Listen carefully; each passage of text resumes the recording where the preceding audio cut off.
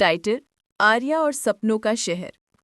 रात बहुत शांत थी और छोटी आर्या अपनी दादी के पुराने वुडन हाउस के कमरे में खिड़की के पास बैठी हुई थी।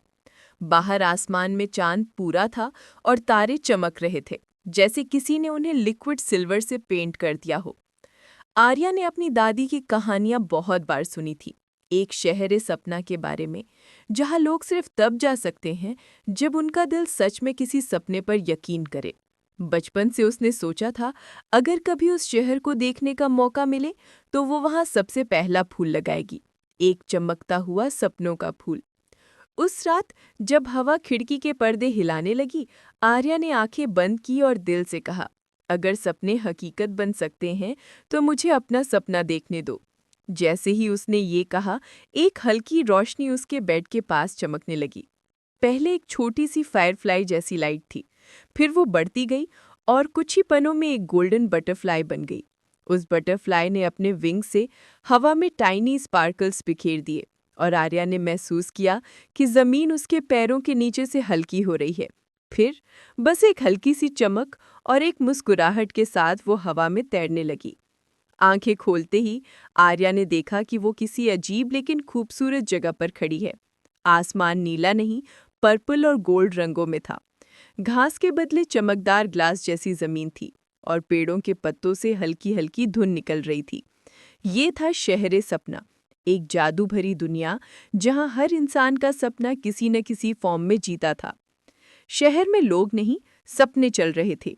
कोई हवा में रंग भर रहा था, कोई नींदों के तार बजा रहा था और कोई अपने ख्यालों के घोड़े उड़ा रहा था। आर्या ने देखा कि एक छोटी सी नदी के पास एक बुजुर्ग औरत खड़ी थी, जो अपनी यादों के पत्तों से छोटी पेपर बोट्स बना रही थी। आर्या ने पूछा, आप ये क्या कर रही हैं? औरत ने मुस्कुराकर कहा, हर बोट किसी भूले हुए सपने को समंदर तक ले जाती है, जहां वो दोबारा जन्म लेता है। आर्या ने तब समझा कि ये शहर सिर्फ सपनों का नहीं, उम्मीदों का भी है। उसने देखा कि एक छोटी बच्ची अपने रोए हुए सपने को संभालकर एक रेनबो के नीचे दफन कर रही है और कुछ पल बाद वो सपना एक गोल्डन फूल बन गया। आर्या के दिल में एक अजीब सी खुशी छा गई। थोड़ी देर बाद एक छोटी आवाज ने उसे बुलाया, एक ग्लोइंग आउल जिसका नाम लाइरो था। उसने कहा, आर्या, तुम्हारा सपना शहर के दिल में तुम्हारा इंतजार कर रहा है, लेकिन उस तक पहुंचने के लिए तुम्हें दर के द्वार से गुजरना होगा। आर्या ने हिम्मत जुटाई और लाइरो के साथ चल पड़ी। वो एक बड़े दरवाजे के सामने आई, काला लेकिन चमकदार, जैसे उसमें अंधेरा भी रोशनी बनने को बेचैन हो। दरवाजा बोल उठा, तुम्हें क्या चाहिए? आर्या ने कहा, मुझे अपना सपना चाहिए। दरवाजे ने पूछा, क्या तुम अपने दर को पहचानती हो? आर्या ने आंखें बंद करके कहा, हाँ, मुझे अपनी दुनिया भूल जाने का डर है, लेकिन मुझे यकीन है कि सच्चा सपना कभी खत्म नहीं होता।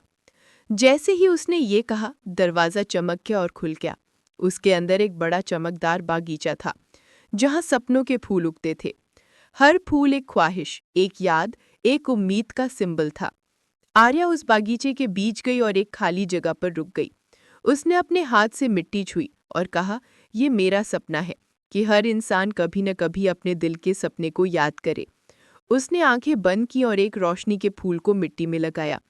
फूल तुरंत चमक उठा, उसकी रोशनी पूरे बागीचे में फैल गई और हर पुराना फूल दोबारा खिलना शुरू हो गया। आर्या की आंखों में आंसू आ गए, लेकिन वो खुशी के आंसू थे। शहर के हर कोने से आवाज आई, वेलकम ड्रीम कीपर। आर्या ने समझा कि वो सिर्फ एक मेहमान नहीं, अब इस शहर का हिस्सा बन गई है, सपनों की रक्षा करने वाली। और जब वो वापस अपने कमरे में आई, सुबह का उजाला हो चुका था। उसके बेड के पास एक छोटा गोल्डन फूल रखा था, उसके अपने सपने का निशान।